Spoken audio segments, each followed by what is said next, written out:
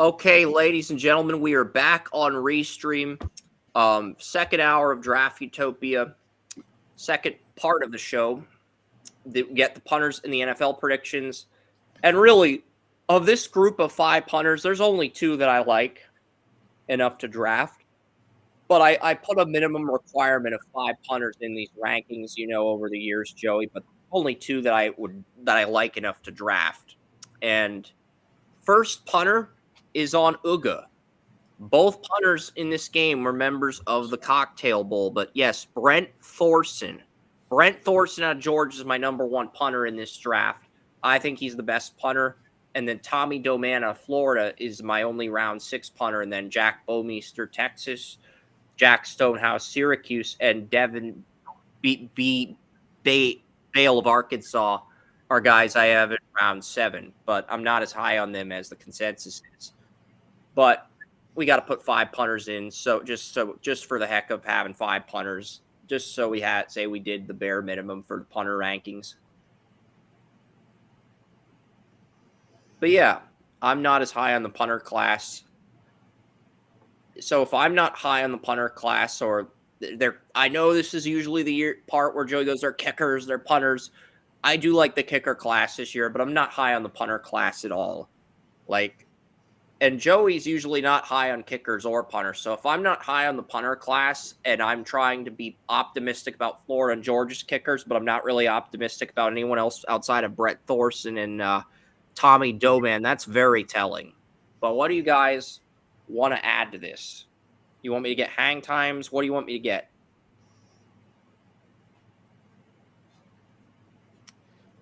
Is there any? Yeah, that would be interesting. I'm not real sure. I don't know, man. Surprises. All right. I will get some information on Brett Thorson and Tommy Doman, and then I'll get some information on the other 5 punters. Brett Thorson, Georgia punter. He averages 45.5 yards per punt. His long for punts this year is 66, and he has 23 punts inside the 20-yard line, 6'2", 235. And all these punters are seniors, by the way. We had a few junior kickers with starter grades. Some of those guys might end up going back. William did a great job finding some other guys. Tommy Doman's long punt is 71 yards. Not as many punts inside the 20-yard line, but 50 punts, averaging 44 yards.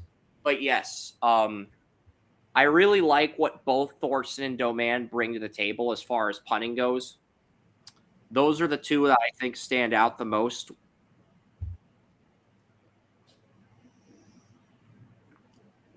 I'm adding Joey to the stream.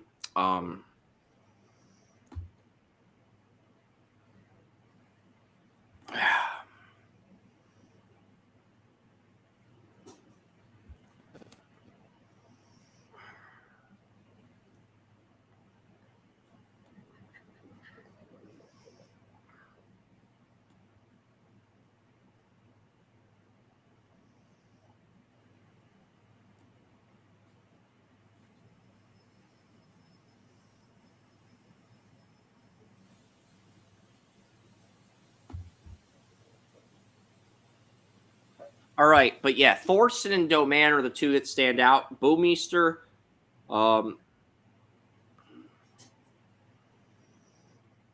209, averages 44.5 punts for Texas. Stonehouse, punters really don't get points. I will give you the average hang times and all that stuff, but this is Draft Utopia, not NFL Punt Zone. But that was a great Simpsons joke back a few years ago on NFL Red Zone that they did. The punt zone, that was funny. But yeah, I enjoyed it. But Stonehouse averages 47.1 yards per punt, and he's got he looks like Orlando Bloom, except he's got a mustache that makes Paxton Lynch's mustache look like a little girl. So is Ron Jeremy. He is Orlando Bloom with Ron Jeremy's mustache, yes. Which is so Bradley. Yeah. Anyway. Anyway, and then we've got Devin Bale rounding out this list. We got an Orlando Bloom lookalike. Are we going to get a Johnny Depp lookalike? No, this guy's more Jake Gyllenhaal than Johnny Depp. But anyway, 6'3", 204, La Jolla, California. 45.6 yards per punt, only 13 inside the 20. I'd say Stonehouse and Bale are probably round 7 guys. But yeah, all the stuff for Week 18 is done. I just finished typing it a few minutes ago.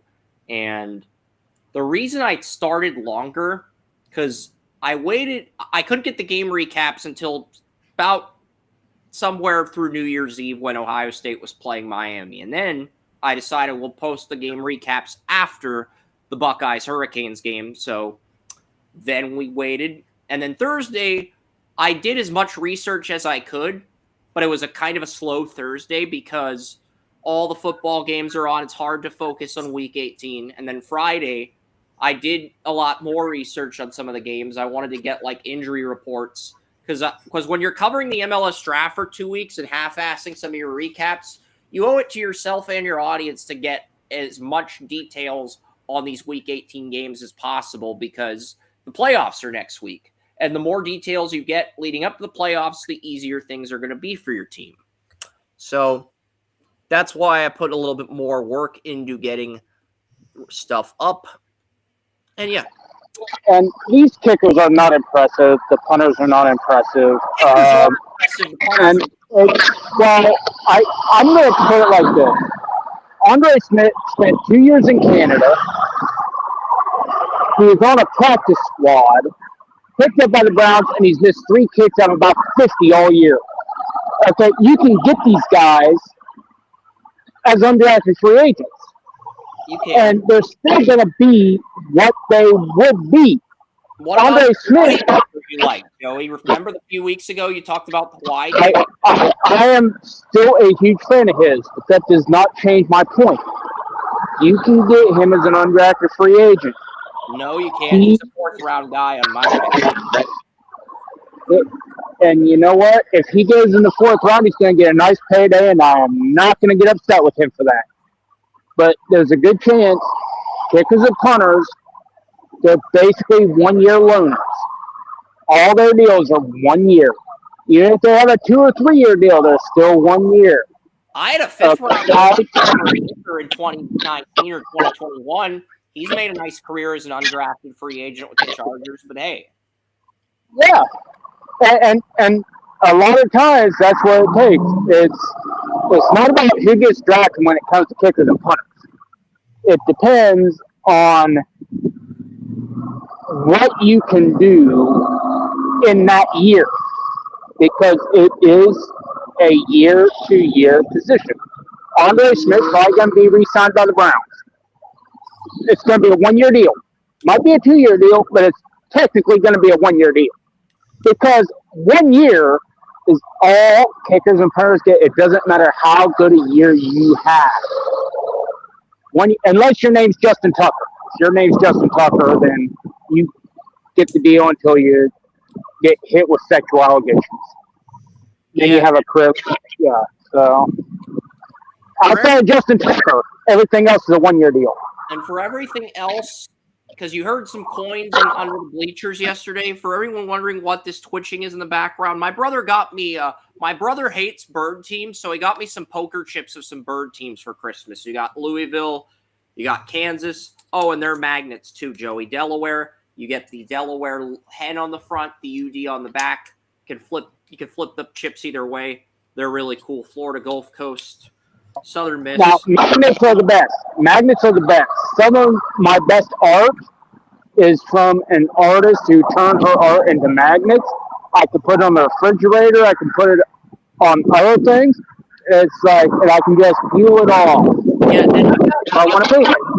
And if you buy the NFL board game, you get 32 NFL magnets. It came out in 2014, and they have a magnet thing for the NHL standings. They have these magnet poker chips, like golf poker chips. They have magnets attached to the colleges. They're pretty cool. But, yeah, they have them for, like, every school, I found out. So, yeah, that being said, we're going to get to Week 18 predictions right now. And for anyone wondering why I am looking away from my computer, I am cooking breakfast in the oven because I did not eat breakfast. That is how much this work kept me behind today. I couldn't shave, couldn't shower. I usually do those things before the show. Didn't have time to do those things today because I haven't slept in 3 days, and I have been busting my ass trying to get the Week 18 stuff so we meet the Saturday deadline. I will take a nap before the game if we finish early. I promise, Joey. I promise I'll do that. But it's like, let's get into the Week 18 games. I'll try not. We'll get into the Week 18 games. Buccaneers, Panthers. I think the Buccaneers are going to win this game. I don't necessarily think that means they'll win the division, but I think Baker, he's going to win this game. Todd Bowles did his best Peter DeBoer impression. It kind of did remind me of when DeBoer threw Jake Ottinger under the bus after the Oilers went up on Dallas in Game 5. That's kind of the impression I got with Todd Bowles throwing Baker under the bus. But I think Baker's going to deliver. This is the healthiest he's been, healthiest his receivers has been, healthiest his supporting cast has been on the offensive side of the ball. Not necessarily on defense. Zion McCollum's on IR. Tony Mario has zero confidence in the Panthers. I've liked the Buccaneers 23-19 in a barn burner, a close defensive game. And yeah, this is a 5-4 split decision. You want proof. These are the updated records. West is number 1 in the country. Kerm has now moved up to number 3 in the country, which is where he finished last year. Reagan Holgate, who's been challenging West, is in second at 171. Orrin and I are now in the top 10. Tony Mario is now 6th in the country. So, yes. And the fact that Orrin, myself, and Ryan Wilson of CBS are tied for the 9th through 11th spots nationally, Orrin and I disagree on both Saturday night games. There's going to be more drama on this Saturday night compared to any other night in the NFL season, guys. Except for maybe next week's wild card games. But, yeah. Interesting fact, this morning I was Googling who won each of the remaining divisions. That last night when we were recording Under the Bleachers. Last night we were going to interview your friend, Nick, also known as Theo Von Rat King, the league champion who beat Emmanuel Watson in Williams Dynasty League. We were going to interview him. We had to push that interview back to Wednesday, so we ended up replacing that show with a 2026 mock draft. Yeah, so fun fact, out of the 4 division winners, this was the only game that Google AI told me was still yet to be decided. Amongst the other of the other 3, the Steelers won, the Seahawks won, and what's the other race?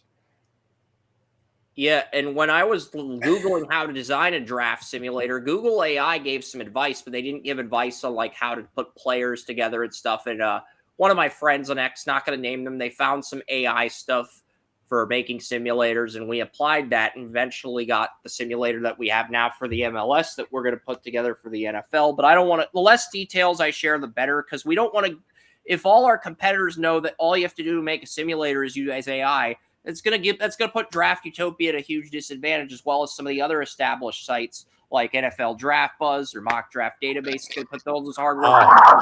So, in other words, if they know what you just told them, it's going to put you at a disadvantage.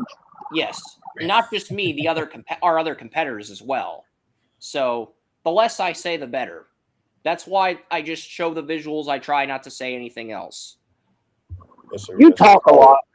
And the Jacksonville Jaguars beat the Tennessee Titans. So I do talk a lot, but you got to process the important parts if you really want to take notes and be a student of the game. But yeah, I'm sure the competition is really taking notes on these important parts you're just throwing out here right now, Chris.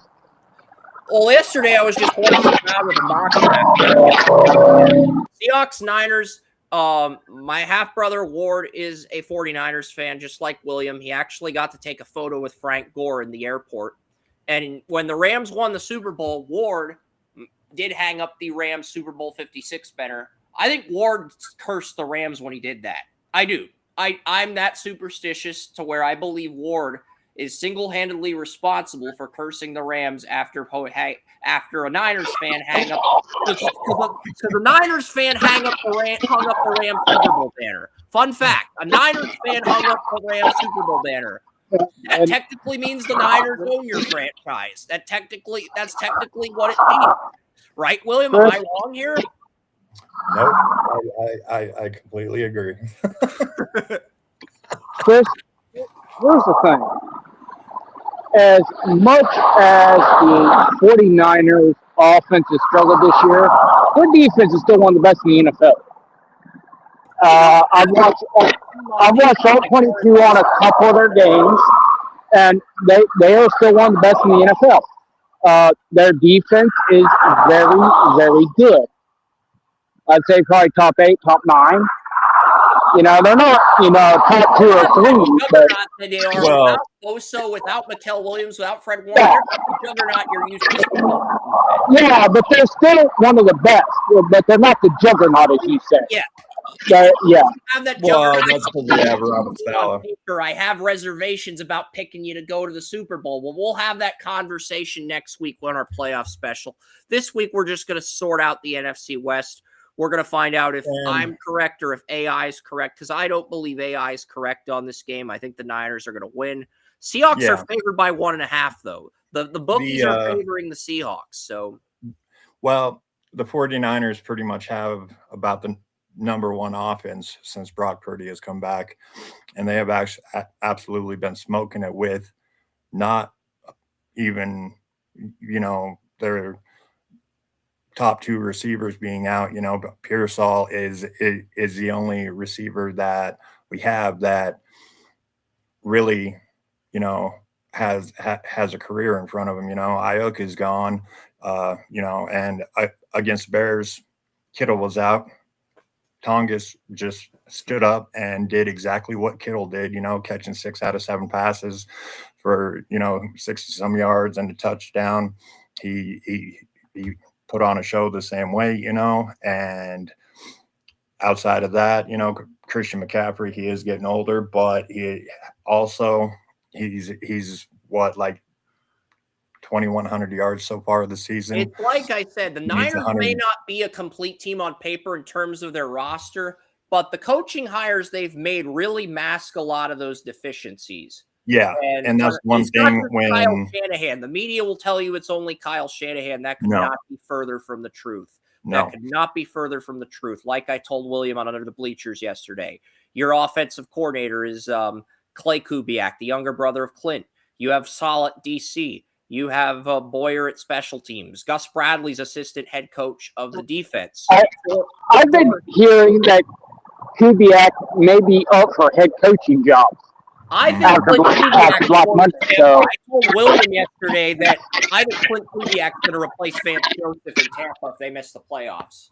So I've heard he's also on the Giants' list of 25 coaching candidates that they put out publicly.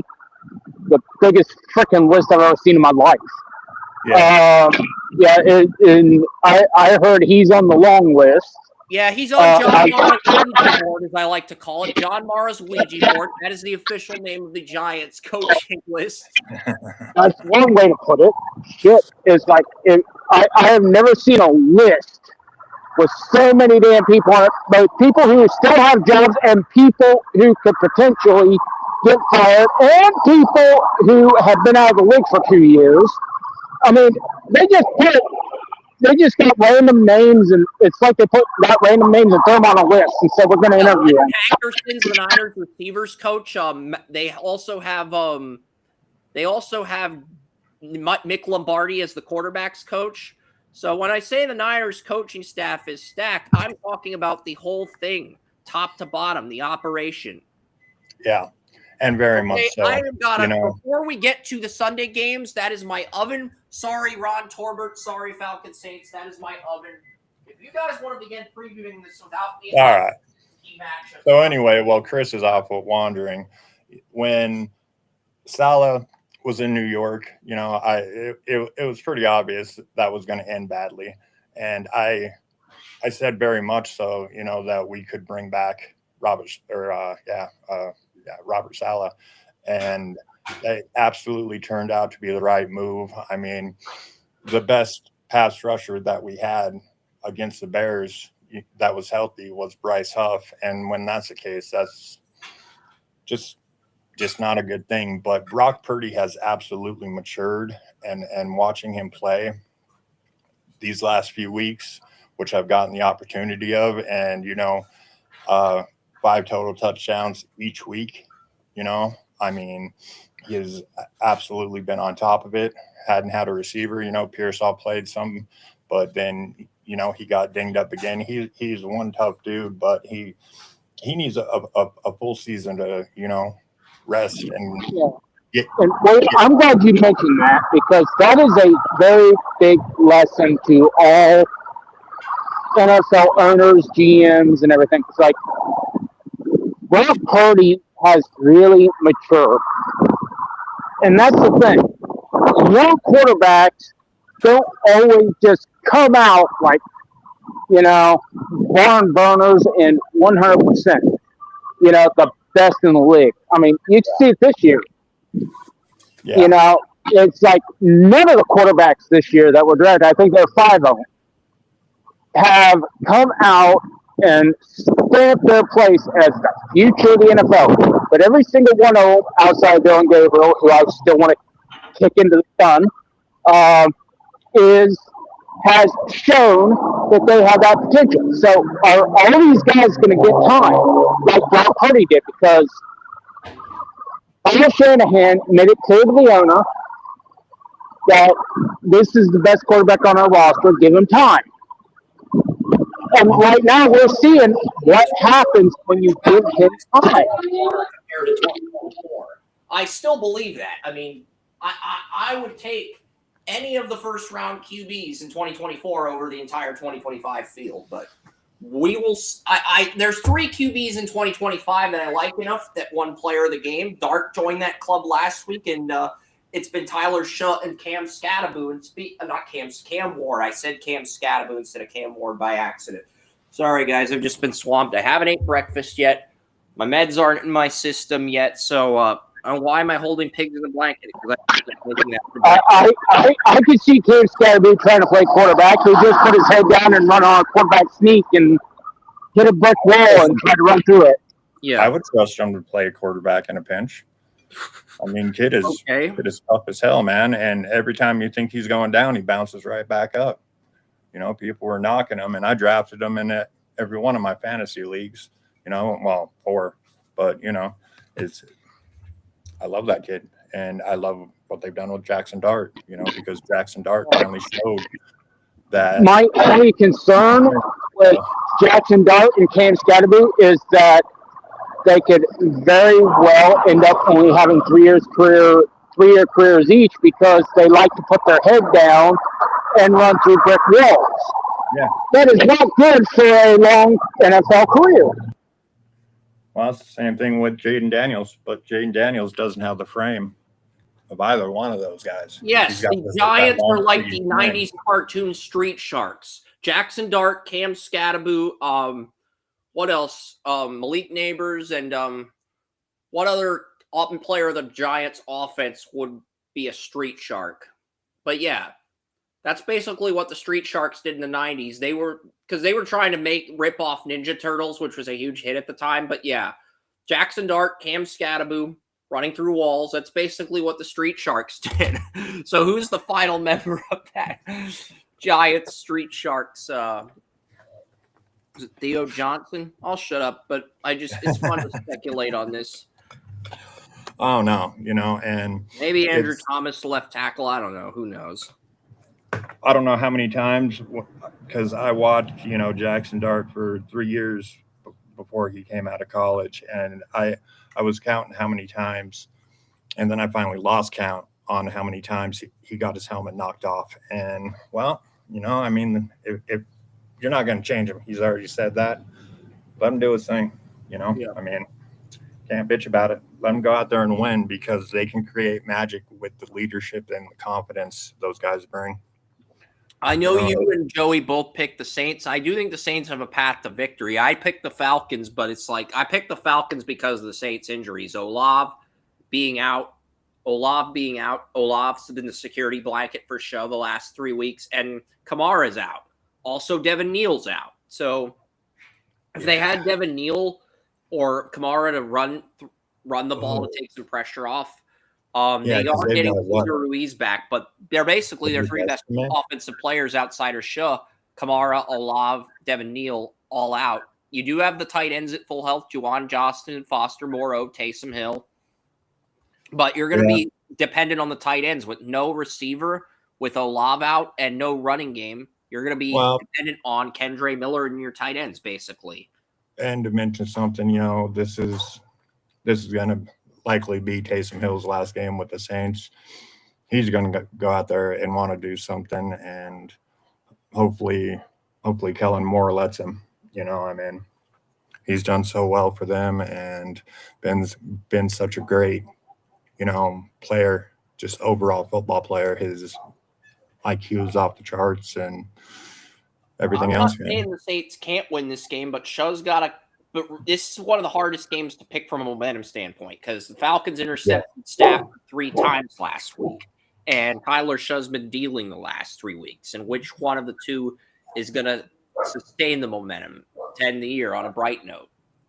I went Atlanta because I think they're healthier. I trust the defense more. I think both the Saints' interior defensive lineman, Brian Bressie, and the guy that was Brian Bressie and the other 5 technique guy, Nathan Shepard, are both out. So Bergeron and Lidstrom are both healthy. They're both going to be taking on second team 34 defensive ends, but nose tackle Devon Godchaux is taking on Atlanta's mediocre center that ended up replacing Drew Dahlman, who's now on the Bears. So it's like if Godchaux and Cameron Jordan, who's going up against Falcons right tackle Elijah Wilkinson, if Cameron Jordan and Godchaux can get pressure on Cousins and throw him off his game, Saints have a chance because they're ninth in they're 4th in pass defense and they're 9th in run defense. But that's their blueprint to winning. Godchaux and Jordan have to step up, Joey, and I think Tyler Show's got to continue to do his thing. And I don't think there's any other path for the Saints to win this game. But if you're confident they can do that without Olav and Kamara, then more power to you for picking the Saints. I'm not sure they can do that without Olav. I feel like Olav's just as big of a catalyst as Show's been the last 3 weeks. So that's why I picked the Falcons. This absolutely, was the hardest game to pick this week. And, obviously got some catching up to do. So, picking the Saints. I, didn't know so much about their injuries. They have Audric Esme probably starting in all likelihood. They got Kendre Miller starting. I don't even think that's Miller. Yeah, Esme is slow and everything else. So, what's interesting is the defensive adjustment that their defensive coordinators at Eberflus. Is Eberflus the Saints DC now, Joey? But the Saints are making a adjustment, a last-minute adjustment. Alontae Taylor usually plays number 1 corner. He's going to play inside at nickel. Quincy Riley, the rookie corner who intercepted Caleb Williams in his first start at nickel, he is actually going to play the number 1 corner role against Drake London this week. That is the in-game adjustment that I hear Eberflus is making for Week 18. So it could end up working in the Saints' favor. It could be an absolute disaster. But you have to admire the fact that there are reports that Eberflus is going to make that adjustment. So it's I thought it was interesting storyline worth bringing up. Yeah, for sure. Ended up seeing what their players are going to do in a different alignment. I see absolutely nothing wrong with that. That's a good thing, headed into next year and seeing, even though I think, after hearing that first, second, and third down thing with the first, second, third string quarterbacks that Moore was doing, I think he should be canned because that is just not NFL football to be coaching that way, even in practice. Yeah. So. Yep, and if the Falcons win, someone on their Hank Williams Jr. or someone on their guitar will come up with a song, and it'll be called "Rod Torbert Got Bryce Young to the Playoffs." Rod Torbert got Bryce Young to the playoffs. That sounds like a horrible song, but yeah. Of course, this is 11 a.m. or 1 whatever. p.m. It's early 1 p.m. game on Sunday. Yeah, but for Kirk Cousins, and that's where he's best at. So, it's kind of really hard not to switch my pick here, but I'm just going to hold. All right, I respect that. Joey's holding too. I'd much rather see Baker in the playoffs than Bryce Young, but I just think the Falcons are better. That's why I took them to win, but we'll see. I think it's going to be close, 24-20. Now, what's the spread here really quick? Falcons are -3.5, so I have the Falcons barely covering. Browns-Bengals is the next game we're going to talk about. And here's the thing. The Bengals are favored by an absurd number of points on the spread, and they have a ton of defensive injuries. I mean, Hendrickson's out. Osai is out. You thought I was just going to dilly-dally and talk about the Bengals' momentum because I've been off my game the last few weeks, Joey, but you were wrong. The Josh Newton is out. There's a lot of players in the Bengals defense dinged up. They are favored by 7.5, which is absurd. I have the Bengals winning, but the Browns are going to cover the spread. I mean, this is a shoo-in. The Browns are going to cover the spread. I think the Bengals are going to win 24-21. But Cleveland at +7.5 is one of the best betting plays of the week. I'll tell you what, man. I really hope to see Myles Garrett get that sack record today, because after watching Strahan, and Brett Favre, give him a freebie for the sack record, I just don't believe in things like that. So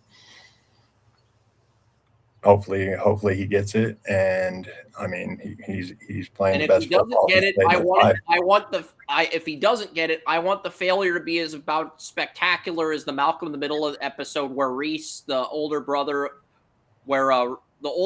of Malcolm, Reese, and Dewey, he's playing hockey and he attempts to score a goal for the cafeteria team, and he ends up tripping on the ice and failing miserably. Well, so the Browns are going to do everything they can to get him that record, just like Kyle Shanahan's going to do everything he can to get Christian McCaffrey 1,000 and 1,000 again. Yeah, I agree there. I think you're going to get the record. They're going to have to. I think what you do is you line Garrett up inside at defensive tackle, because that's something the Bengals aren't going to see coming, and that's how you get the sack for Garrett. Yeah. Exactly. I was just about to say, play him anywhere, play him out of place, play him someplace that they're not expecting, and he'll get it. So, sounds like we're in agreement on that. Yeah. See, Joey, I think the Browns are going to cover the spread. You think they're going to win, and because of the injuries, your argument has merit here. And you thought I was just going to completely ignore the injuries of the teams that are out of the playoffs mathematically. No. I saw – we gave Mason Graham player of the game last week for what he did against the Steelers. 2 tackles for a loss, 3rd down stop. I know the NFL PDF and the stat sheet says 1 tackle for a loss, but the tape in the All-22 showed me 2 tackles for a loss. And there were probably some QB pressures I missed as well that Joey could dive deeper into, but won't. He doesn't wish to. But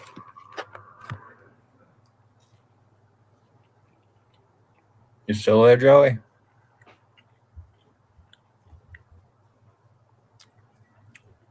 says 4 people are here. Huh.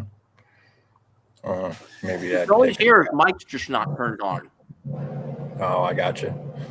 And now I just wanted to hear a little bit more about the Browns, because they always have a good defense, and this year is no exception to that. So they absolutely have a chance of winning, because the Bengals have been, shit in the bed this year. So it's going to be a close game, I think.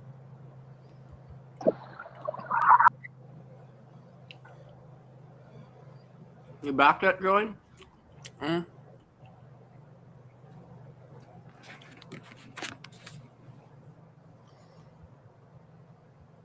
Damn.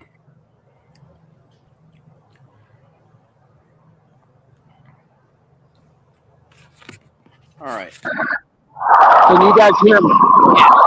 You can now. Okay. I had to restart the stream because for some reason my audio choked out. But what I was going to say, like Chris, the excuse you're looking for is built right in. TJ Watt took 600 plus games to tie the record.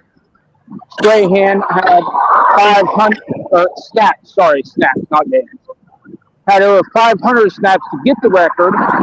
Myles Garrett has only about 435 snaps at this point, and he is a half a sack away from tying the record. So the excuse is built in because he's had 100 fewer snaps to do it in. Now, I think the two bigger issues are what we're looking at with those. Myles Garrett loves sacking Joe Burrow. I think Burrow is tied for first when it comes to people Myles Garrett sacked the most. Myles Garrett loves sacking Joe Burrow. And another one is we're looking at the other two are coaching and quarterbacking. I think Shedeur Sanders has a very good game, but this is the first time he's gone against a team that's not at one extreme or another. He's gone against either some of the best defenses in the NFL or one of the worst defenses in the NFL. Probably the worst defense in the NFL. That's the first time he's right in the middle. I got both of these at 600 yards. And to show you just how close I have it, I have Burrow at 314 yards, 3 touchdowns, no interceptions, 5 passing yards. I have Shedeur at 311 yards, 3 touchdowns, 1 interception. So that's not a horrible projection for either QB, William, and it's realistic enough to where it could happen. Oh, yeah, for sure. And Shedeur has some ability, but, obviously I've been very vocal about what I think of him. A lot what he can do, and I think Stefanski is going to really try to make him a great game to cap off the season, to keep his confidence up there and all of that, Like I said, and I think Shedeur and Quinn Ewers are wild cards for guys that could take a leap next year. I haven't seen enough to where I'm ready to sign off and say they're the guy that's a star like I have with Ward, Dart, and Shaw. But I've seen enough to where I say I'll give this guy another year because I'm not high on the 26 QB class. And we'll see what he can do with a better supporting cast. And if he steps up, great. You may have your guy. And if he doesn't, well, you got to reassess things in 2027. But we're not ready to do that quite yet. Yeah, for sure. They might give him another year because the quarterback class is a little bit weak. And, they might not get the player that they want being where they are unless they trade up. And so they're going to have to decide that. And I think Jay is going to have a lot to do with that. Yeah. Joey, you got anything you want to add? Damn. Right when we're about to let him speak, the restream ends up cutting him off.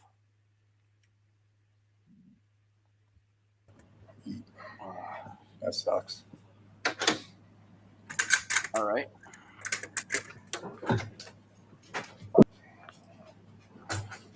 Give him a few minutes at the end if he's got something else to say. I know. Back here, so.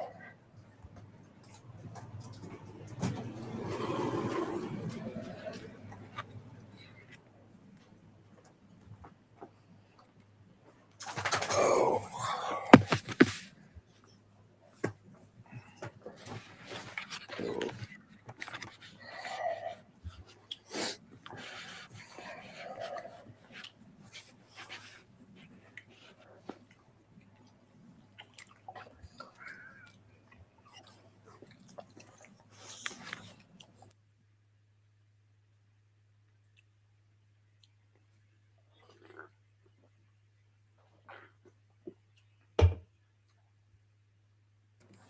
Sitting here arguing with my pit bull. All right. He doesn't want to lay down. Curses. first dog I ever had that shits on command This and is a sleeps through the restream. night. I get it. You may not agree with Joey's opinions, but you're being more childish than SpongeBob after he lost eels and escalators to Patrick. Okay. Are you back? Maybe I'm back. I don't know.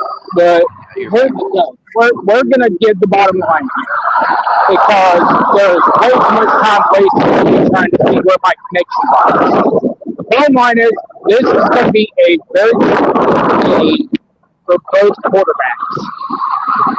Both quarterbacks are going to show what they can do. Right here. Joe Burrow is going against an elite defense, and Joe Burrow is an elite quarterback. Shedeur Sanders is going against a middle-of-the-road defense, and he is essentially a middle-of-the-road quarterback. And this is the first time he's gone against a middle-of-the-road defense. It's not one extreme or the other. So both quarterbacks, we're going to see if they can do what they can do. My player of the game, Rocket Sanders. Yeah, you heard it, Rocket Sanders, the running back. I've been singing his praises for a while. He's a good pass catcher. I like him coming out. He's a good pass catcher. He's a good runner. He's great. Yeah. He did. And he's a good pass catcher. He's a good runner. He is a power runner. He'll stick his nose in there. Last week, he caught a 8-yard pass, stuck his nose in there, and got 3 extra yards simply because he refused to go down. Rocket Sanders will prove himself to be the number 2 goal line back to Judkins and potentially the number 1 back next year. Dylan Sampson will prove himself to be a very good pass-catching number 3rd down back. This is going to be about these young guys proving that they deserve a spot on this roster next year. And it's going to be about Joe Burrow reasserting that he is one of the top 3 quarterbacks in the NFL. Which one's going to come out on top? I don't know. But I think it's a lot closer, and I think it's going to be a higher scoring game than other people realize. I agree with that, Joey. I agree with you because right now the over-under 44.5. I've got the over in this one. At 70 and 52% of the public's taking the under. I got the over. I think it's going to be an offensive game, and 7.5 for the Bengals is way too many points to spot the Bengals. I mean, it wouldn't surprise me if those quarterbacks went over 200 in this game. That's what I just said.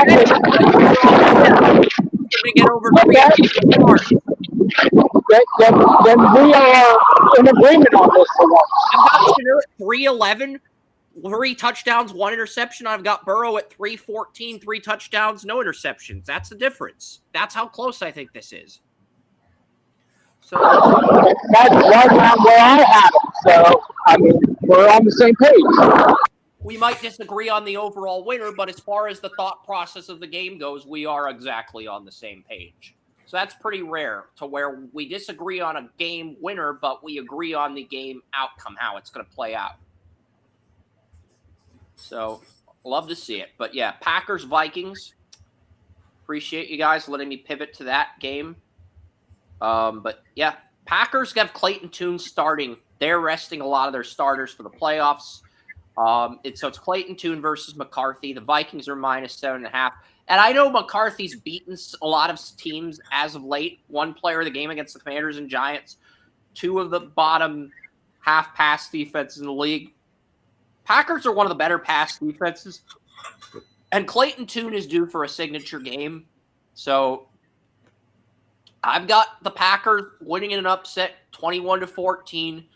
And Packers fans whip out the J.J. McCarthy meme one last time before Super Wild Card weekend next week.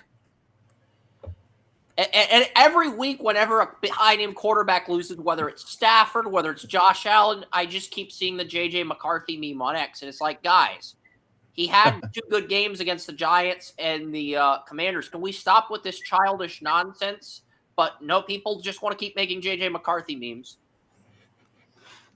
Yeah, and well, I evaluated Clayton Tuten coming out of Houston, and he is he is definitely capable of playing an NFL quarterback. He's got the IQ, he's got the humbleness, he's got everything but the rocket arm, and it's it's going to be interesting to see him against McCarthy, but it at least McCarthy is playing because like I've said before, Max Brosmer, outside of another Max Johnson, are about the two worst quarterbacks I've ever watched play.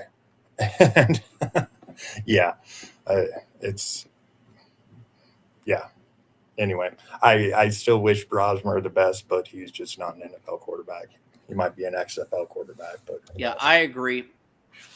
Only 3 people took the Vikings this week: William, Andrew Kermish, and Tony Mario. And yeah, you do have an opportunity to switch to the Packers, but I think it's just a risk averse play here by you.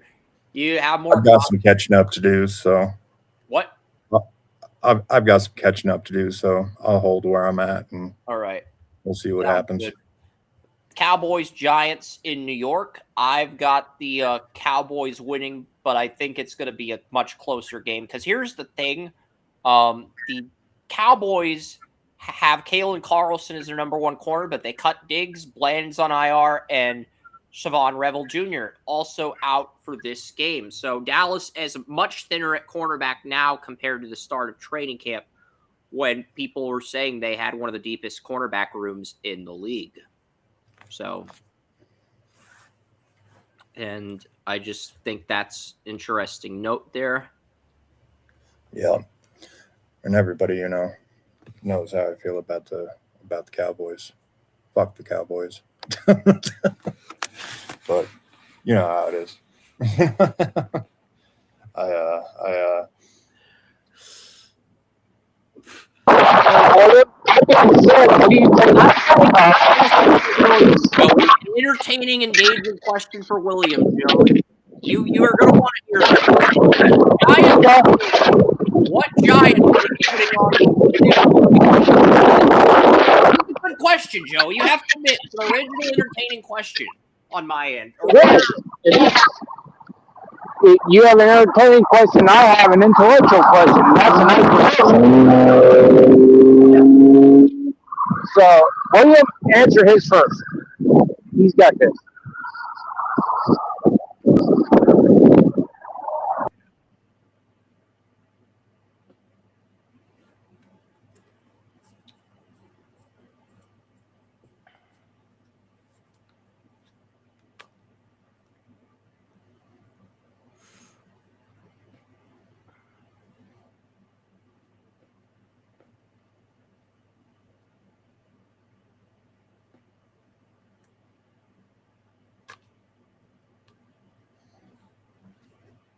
I thought I saw an error on the Cowboys thing, but I guess I'll just skip it. William, I basically asked William. You heard the question, right? Or you need me to repeat it? Oh, no, I didn't. Sorry. Okay. If the Giants win, what player do you want to put on the We Dem Boys meme? The Cowboys meme, the We Dem Boys meme, where you have pictures of all the players that beat the Dallas Cowboys. I'm genuinely curious. All the players that have beat the Dallas Cowboys. Well, What player on the Giants are you picking? You can pick any player on the Giants. What player? Likely Jackson Dart. All right. That's fair. I thought you might pick Scattaboo, but I respect the fact that you're letting him recover from his injuries. Yeah, for sure, man. I can't wait to see him back next year, man. Love that guy. Yeah. But the Cowboys. William, my question was a little more serious. What do you think of the Dolphins hiring Troy Aikman as a consultant and search for a head coach and general manager? Do you think that's going to bear fruit, being your love for the Cowboys? I heard that this morning, and I'm not sure, why exactly they would hire, Troy Aikman. He hasn't been in the league forever. He's obviously been an announcer and all that, but I'm not sure what kind of effect he would have. It's because when you're on these A, B, and C teams with the big networks, whether it be the Big Ten Network, the NFL Network, or whatever, you get full unfiltered access to every team. Those teams are your game. You get unfiltered access to their entire building. You get to talk to everybody. You get to do everything. So these announcers, in reality, have more access than anybody else in the nation to multiple people, whether it's coordinators, front office guys, or scouts, or whatever.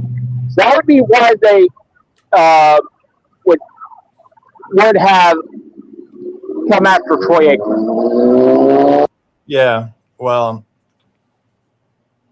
I can definitely understand that whole deal, but there is the fact that being Troy Aikman, you would probably get the same responses from the players, maybe not seeing their true selves, because they think maybe he'll say something about them to on air or something along those lines, but actually getting in there and getting to meet some of the players, maybe that is a great thing.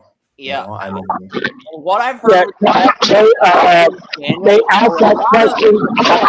A lot of the reports are very incongruent, meaning they're saying one thing, they're doing something else. Because a lot of the early reports said McDaniel was keeping his job. They're saying one thing, they're doing something else. They're not being congruent with how they want to approach the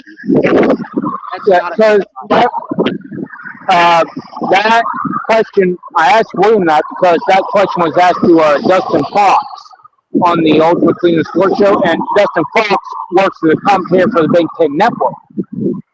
And Dustin just what I said, yeah, I get texts from executives, scouts, and everything saying, "You got this game. What do you see?" And so that made me pause a little bit when I heard that Aikman was there, because like, how many teams are going to be texting him and say, "What are you seeing?" Because if they text Dustin Fox on the Big Ten Network and on the things that he announces, what do you think they're going to be doing with Troy Aikman? Yeah.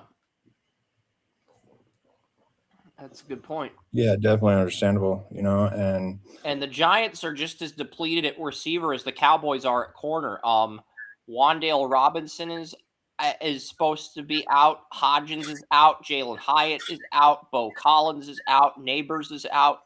I mean, Gunnar Olszewski's probably your slot receiver, and so you're probably looking at Wan'Dale Robinson with him out for Week 18, Hyatt out. You're probably looking at Darius Slayton as your number one. You probably have, I would say, if Isaiah Hodgins can be an X factor, I do think the Giants can steal this game. Isaiah Hodgins has been the number 2 receiver the last few weeks for the Giants due to all the injuries they've had. And Gunnar Olszewski's not only the return specialist now, he's also the slot receiver. So if either of those guys can be the X factor, I do think the Giants steal this. Theo Johnson's out. Bellinger's starting this game, final year of his rookie deal. So I did pick the Cowboys to win because I think they're the better team, but I think they only win I think they barely cover the spread. And I would not be surprised if the Giants stole this game with all the injuries the Cowboys have. Yeah.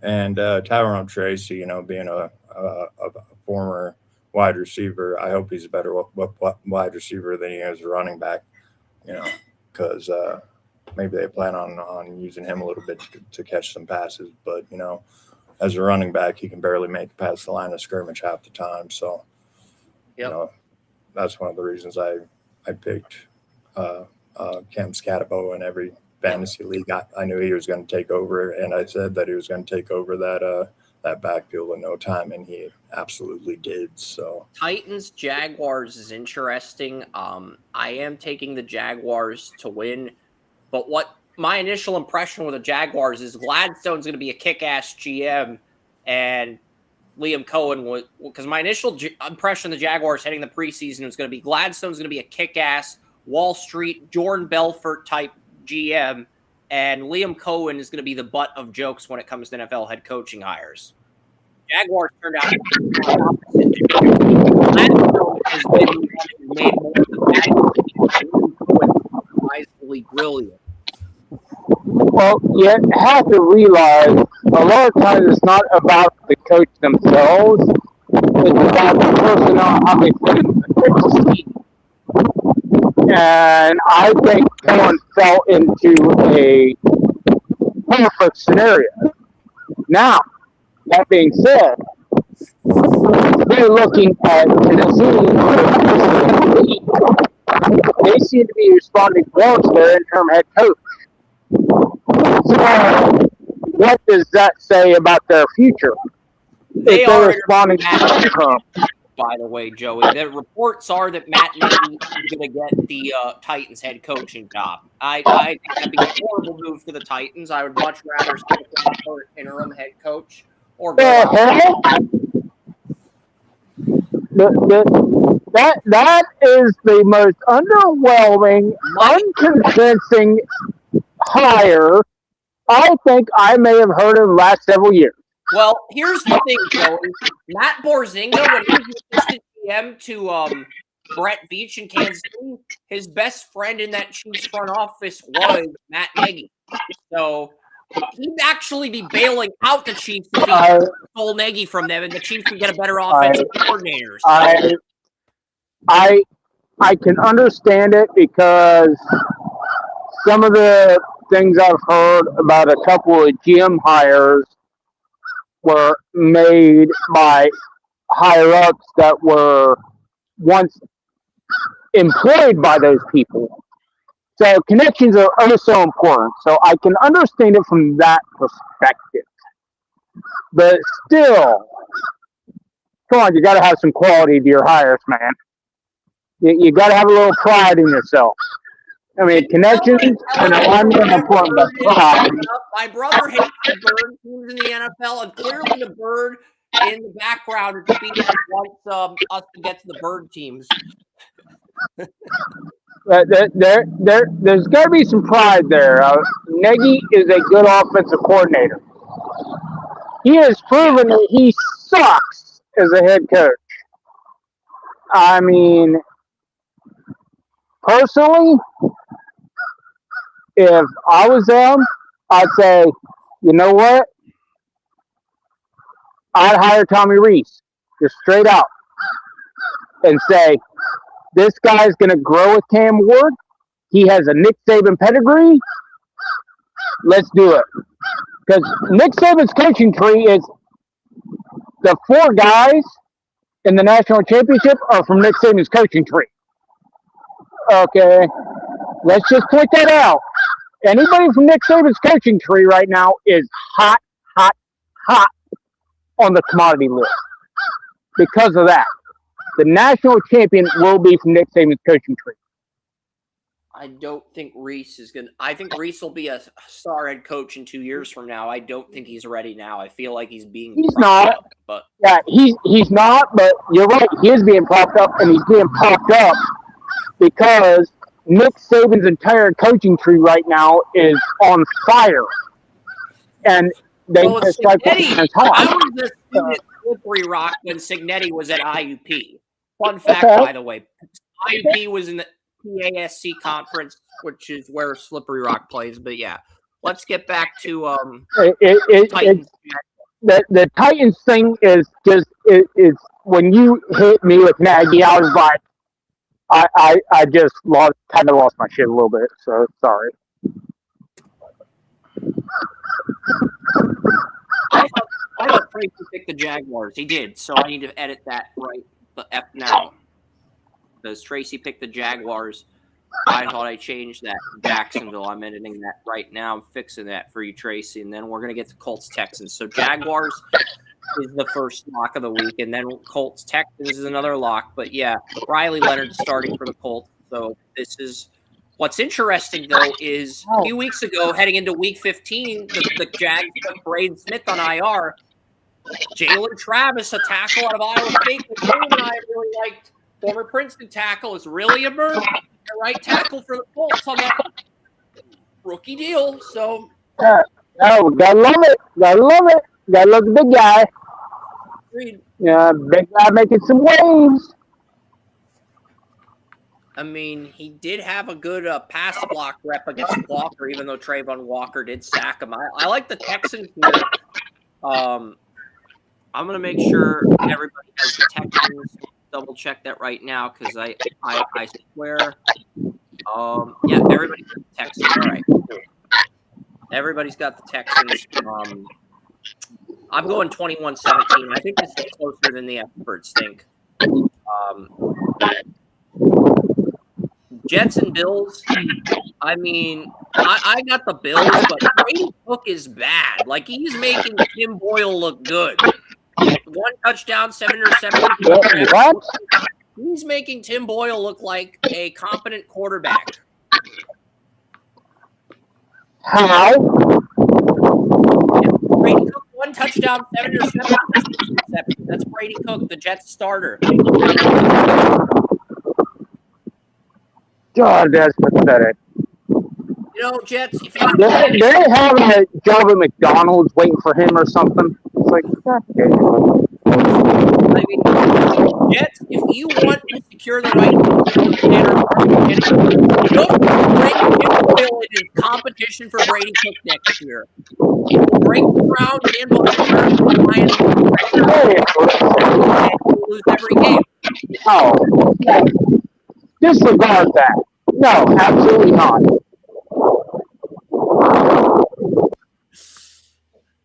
Okay. I guess my sense of humor, very sick, depraved sense of humor, falls on deaf ears here. That's fine. Bills and Jets. The Bills have a lot of injuries. They're number 1 pass defense. They've got Allen, they've got James Cook, but they're 29th in run defense, and I think it's because of all the injuries at defensive tackle, whether it's Ed Oliver, Daquan Jones, Jordan Phillips, Milano has been in and out of the lineup, Bernard's been in and out of the lineup. So I think all of that factors into the Bills defense not being as good. I like the Bills 27-10. That's another lock. Then you got the Lions and Bears. I like the Bears here. Lions and Tigers and Bears, oh my. The Doza. You remember, William, we were talking about the Doza. It's a deep dish pizza, the Doza.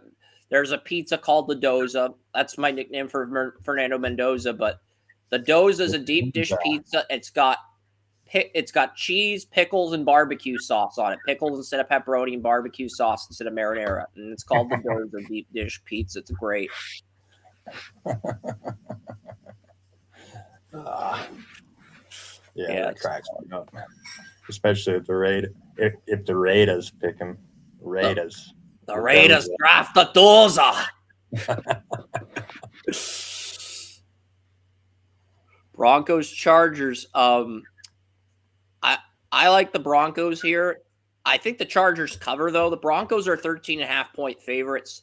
I think the defenses for both teams show up, and I think Trey Lance plays well enough to cover the spread. Still going to lose, but plays well enough to cover the spread. Yeah, I don't think Trey Lance plays. Yeah, the thing with me, the Broncos have the best offensive line in the NFL. Lance is the de facto starter, unfortunately. Well, the Broncos have the best offensive line in the NFL. That is what gets me. It's because, if you are playing quarterback behind them, you're going to have an advantage. So it doesn't matter who's playing quarterback. You got the best guard's actually going to keep starting over Ben Powers. It sounds like Ben Powers is going to get traded this offseason, and Wattenberg's on IR, but it doesn't matter. Forsyth went to Oregon when Bo Nix was there his first year. Or Forsyth was a 2023 7th-round pick. Bo Nix That says something first-round pick. because Ben Powers is a very good guard.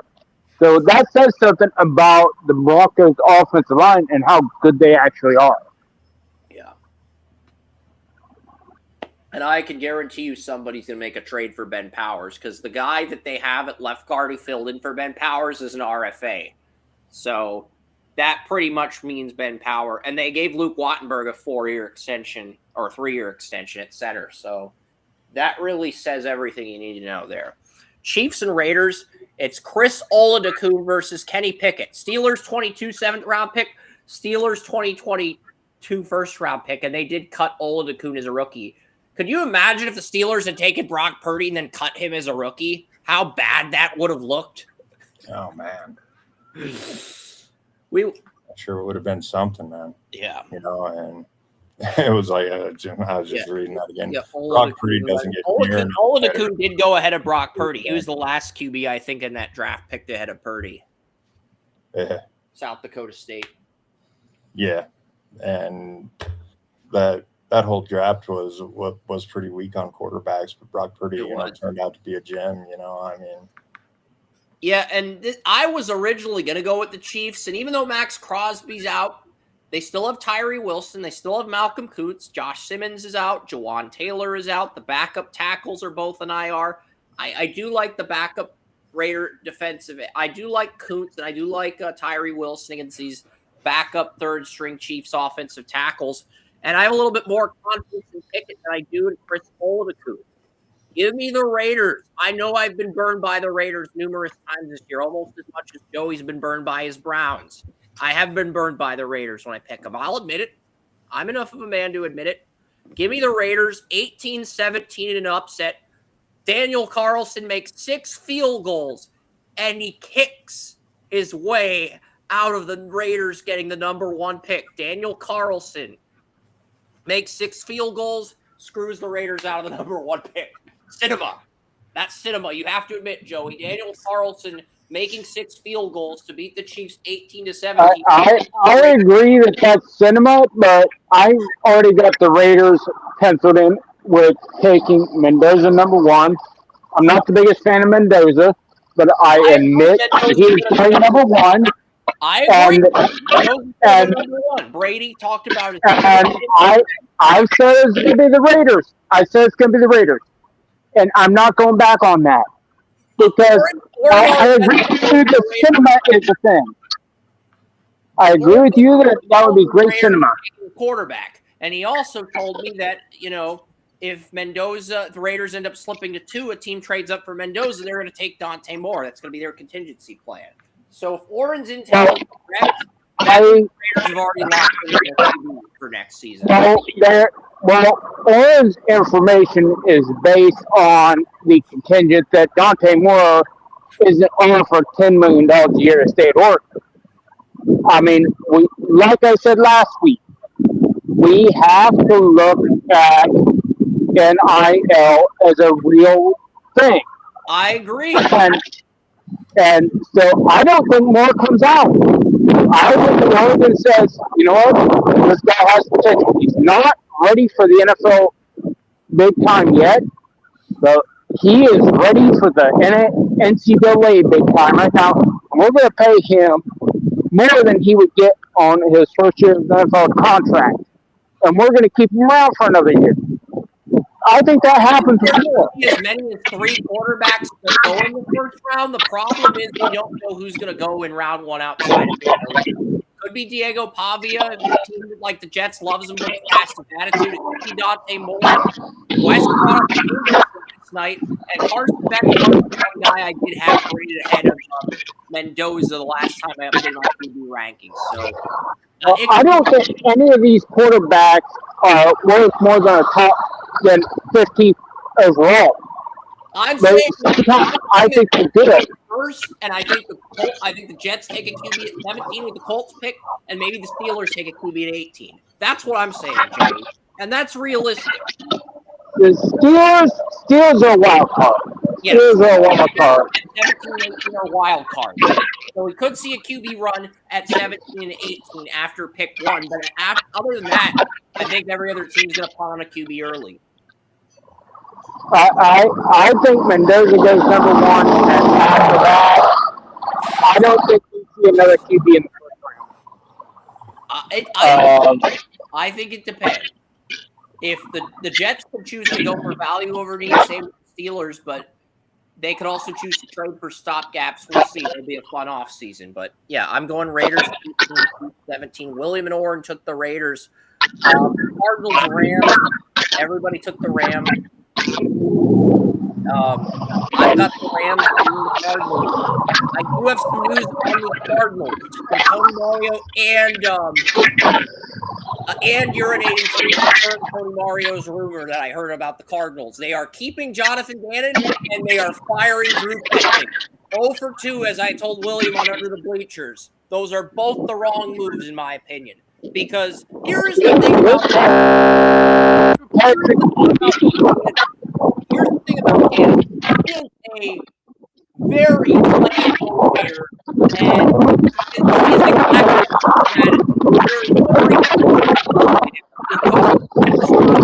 motivating players and strategizing game plan. Lackluster is what I would use to describe his ability to motivate players. So by keeping Petzing will be an offensive coordinator next year. Back even further, you're moving yourself from a hole into a gorge. Petzing will be an offensive coordinator next year.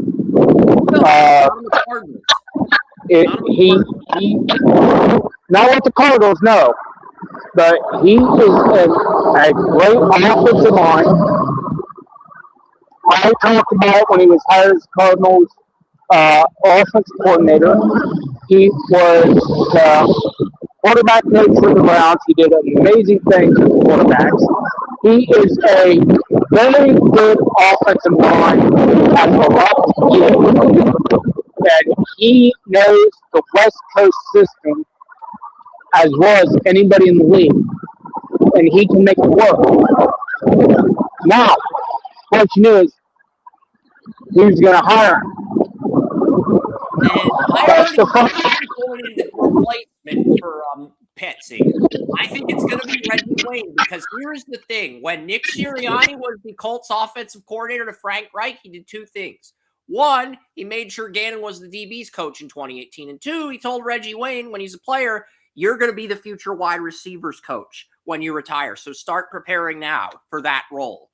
And it feels like Wayne's been the Colts receivers coach for 7 years, even though he's only been their coach for 4 years.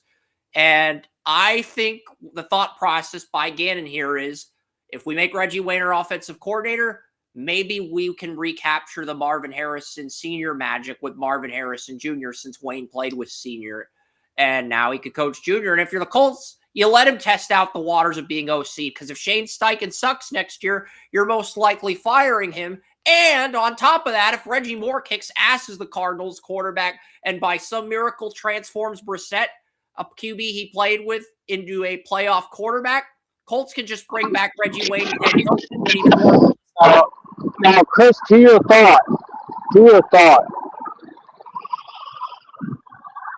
Petzing getting fired, everything I said and everything that the league thinks about Petzing, which is he's thought highly upon, not hugely upon, not highly. What he gets one of these head coaching jobs? I don't know where he'd go, though. That's the problem. Yeah, there are only going to be a few spots, and I've already been hearing that there are. I'm just pointing out that I and I also think Gannon is head coach. You've got a guy in Gannon who is a bland motivator and he is a lackluster strategist. That's a guy you want to get out of the locker room instead of keep in the locker room. Well, I've been hearing that a few of the head coaching positions contingent on firings have already been filled. So it just begs the question: is it because it's fired? Is he going to be one of these people that either get an offensive coordinator job or a head coaching job? I agree. I agree. And final score, Rams 34, Cardinals 13. The Rams only have one player in IR, Havenstein. With Higbee designated to return from IR, the Rams, most of their injuries, most of their players are off IR. They are currently the healthiest team of the playoff field teams. But the Broncos are close to being fully healthy. The Patriots are also very close to being fully healthy as well. Well, we'll talk about that more in depth next week. Dolphins, Patriots. Will Campbell and Milton Williams are both back, but Jared Wilson, Harold Landry, and Spillane are out for the Patriots.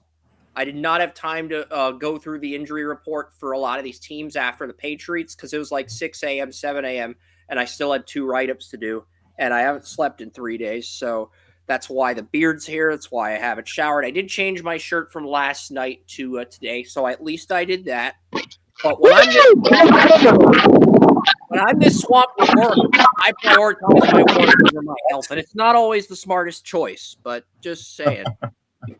Well, technically, if you want to go biologically speaking, not showering every day is good for your health. It's good for your skin.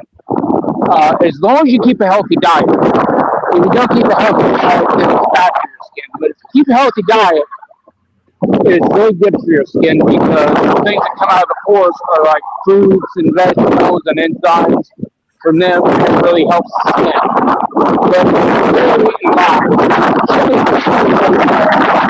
Yeah, and not to see how Mexican you can be. Something I said on the earlier kicker rankings, Joey. I am nominating Rob Kraft for Owner of the Year, and here is why. I've got a 10 bullet points on why Rob Kraft should be Owner of the Year. January 2025, they fire Mayo and Van Pelt, and then they bring in Vrabel and McDaniels to replace him. February 2025, they reveal renderings of a new state-of-the-art facility that's set to finish construction in 26-27. That'll be open to Drake May and the Patriots next season. Maybe it's already open, but I think it's going to open next year. Then March, they had the free agency. April of 2025, they had the draft. May of 2025, schedule comes out. Elliott Wolf is the GM. They start September 0-2 at home. They go on the 10-game winning streak October to December. You have the Revolution players in the MLS draft. You lock up the AFC division in December of 2025. And on New Year's Day 2026, Rob Kraft released renderings for the New England Revolution's soccer-specific stadium. The New England Revolution and the Patriots have shared Gillette Stadium for over 20 years, but it's gotten to the point where MLS soccer fans want the Revolution to leave Gillette Stadium and play in their own place that's like more of a soccer stadium. So the Patriots can have Gillette Stadium, a football stadium all to themselves. And I agree. I think that's the best business move for both parties. And the Everett, Boston is where the Revolution soccer stadium is going to be constructed. Everett in Boston. And Rob Kraft did all of this in 360 total days, less than a calendar year. All 10 of these feats as owner. Well, my case for Kraft. To Kraft's credit, he made the logical decision when it came to Elliott, because it's like a lot of people don't get that Elliott Wolf was, before Andy Berry came in, he was going to be succeeding in the Browns roster. He literally made that Browns draft after Dorsey was fired. He led the team, and then he was fired after. And Kraft was like, "Oh hell no! This guy's got something." Kraft jumped in and said, and I was like, "Oh, Kraft just made a hell of a hire. He just made a hell of a hire." And now, a few years later, we're looking at this like, yeah, Kraft did some shit right. Kraft made a hell of a hire. And you know what? And that's something we called. And that's just one of the things he did with hiring Elliott Wolf. I mean, he made 3 hell of a hires and got 2 facilities built in 1 year. That's owner of the year material. New facility for the Patriots, new soccer stadium for the Revolution. And if Kraft keeps going in his trajectory, we might see renderings for a renovation at Gillette.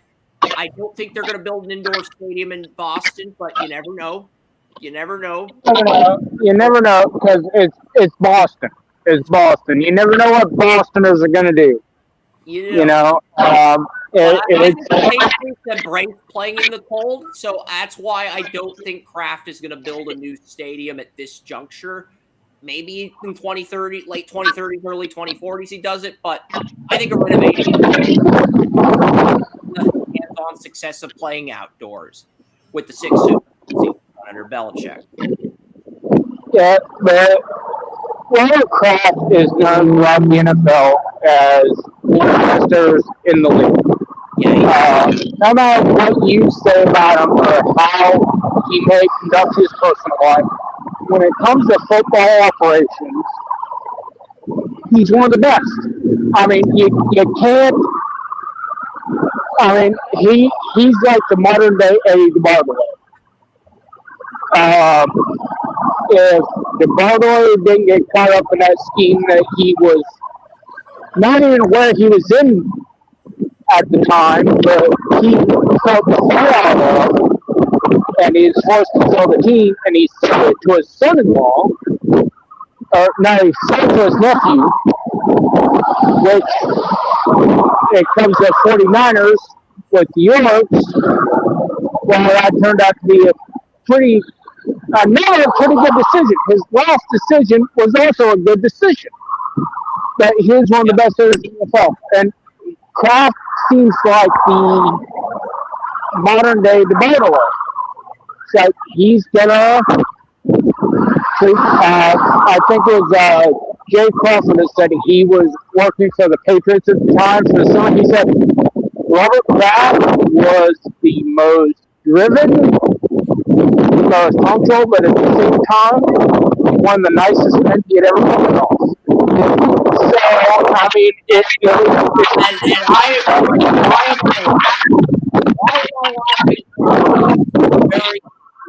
I'm not laughing. I'm laughing about something you already retweeted. You already retweeted when he heard Jonathan Gannon was going to say. His first reply was, "Are you shitting me?" That was his first reply. That's why I'm laughing. I'm trying to keep it under control, but I'm doing a terrible job keeping the humor under control. I am shitting on you. Are you shitting me? To Jonathan Gannon keeping his job. Are you shitting? Well, Jonathan Gannon sucks. I know, but that's the default response from the tree. But yeah. Yeah, and that is that's the big thing. Petzik is, and that's the thing with all offensive coordinators. They are, especially if their offense coach is offensive minded, they're all at the mercy of their offensive minded coach. And we might see improvement if the offensive coach is a the offensive coordinator. But at the same time, it's going to be the same damn offense. It's going to be the same damn problem. There might be improvements, there might be discrepancies, but it's going to be the same damn offense. So how are you going to blame Petzik for Gannon's fucking failures? That irritates me. Yep. Eagles Commanders. I like the Eagles 27-10. Eagles are a lock. And then the final game. It is Steelers. It is Ravens. Everyone's got the Ravens except 1 or 2 people who took the Steelers. Lamar is a full practice. He's cleared to play. My dad's birthday was January 4th.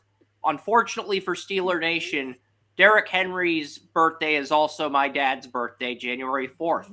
And this game is being played on January 4th. So Saquon Barkley had the birthday party against the Chiefs in Super Bowl 59. Derrick Henry's going to have a birthday party at Ack Reserve.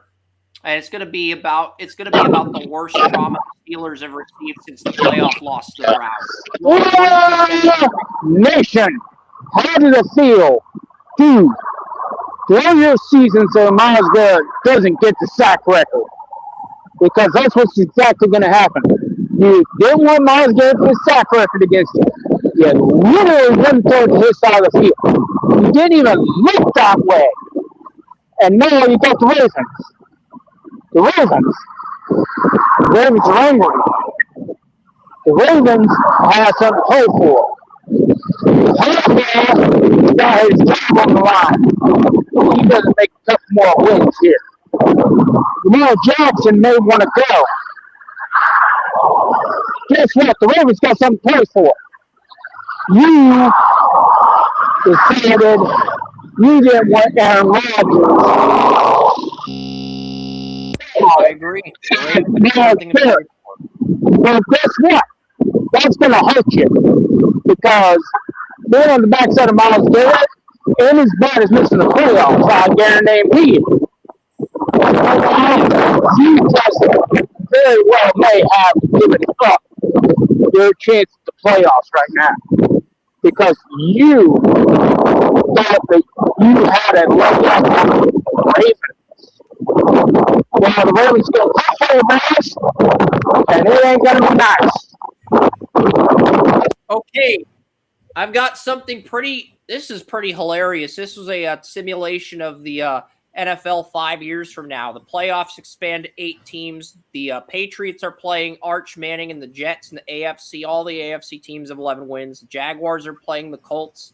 The Colts got Drew Mestemaker. The Chargers are playing the Chiefs, and the Dolphins are playing the Browns. Gunnar Rivers goes to the Dolphins and turns them around, breaks Dan Marino's touchdown record as a rookie, and the Browns get the Bear Bachmeier, the Pop-Tarts Bowl MVP. Bear Bachmeier, he comes to Cleveland to replace Shedeur Sanders, leads the Browns to a division title as a rookie, and then he leads the Browns to the AFC title in year 4. So that is the Bear Bachmeier regime as they move into Brook Park. So Bear Bachmeier becomes the savior of the Browns. We're hoping Shedeur would be in this scenario. Well, and there's still time for Shedeur to become the savior, but I do think that's an interesting scenario. Well, it is an interesting scenario, but the thing is, when it comes to the Browns and Brook Park, they're not looking for a quarterback this year. If they get Bear Bachmeier in this scenario, the Browns could be in trouble big. They struggled next year and the year after. That's all. Yeah, it's like right now they're looking to build up. Scenario, but it is a fun scenario to reflect on maybe in a few years if Shedeur doesn't. It is an interesting scenario to look at because looking at it from the business point of view, Jimmy Haslam wants to sell those GLEs. Jimmy Haslam wants to sell them seats. He wants to sell them boxes. And right now, what Shedeur Sanders is not only one of the most energetic players in the world, he's one of the most known names in the world. Right now, unless he falls from his face, he is going to sell the most tickets.